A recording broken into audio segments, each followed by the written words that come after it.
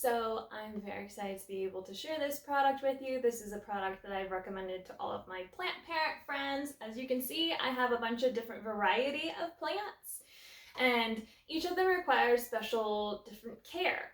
And instead of guessing how much water my plants need, it's nice to have this moisture meter reader because it'll tell me exactly how much it needs. So I'm gonna unpackage it for you so you can see what it looks like and what to expect when it arrives for you in the mail.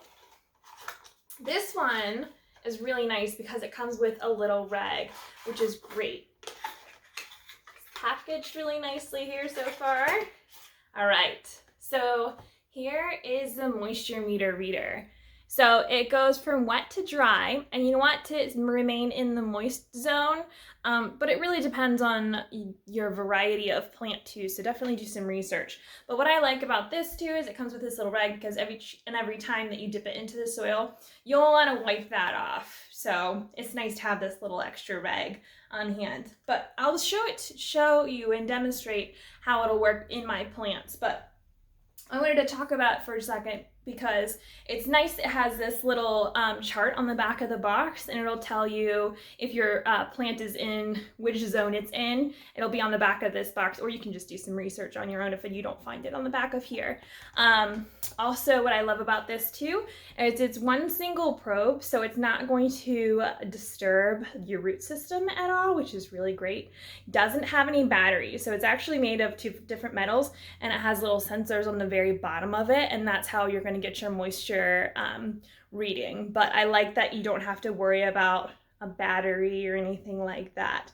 And like I said, this single probe is going to be really non-invasive to your plant root system, which is awesome. And I will give you a little pro tip. Do not leave this in whenever you are watering your plant. You can stick it in before you're watering it just to make sure that how much water it's going to require, and then make sure that you take it out before you're actually watering your plant.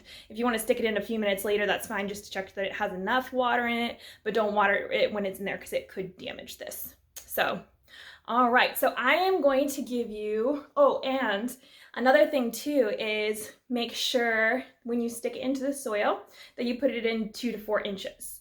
So, and that's how you're going to get the most accurate reading. So I'm going to show you a little bit closer up what it'll do, and so you can see what it'll look like at your house. Okay, let's check out this polka dot plant to make sure it has what it needs. So this is currently on dry, and we're going to stick it into the soil about 2 to 4 inches. Make sure that it's moist enough. All right. It looks like it's about perfect. Now you'll want to leave it in for a few minutes or so, but you can pretty much tell right away where it's going to be at because it pretty much reads right away. So then just make sure that you wipe it off in between, checking other plants.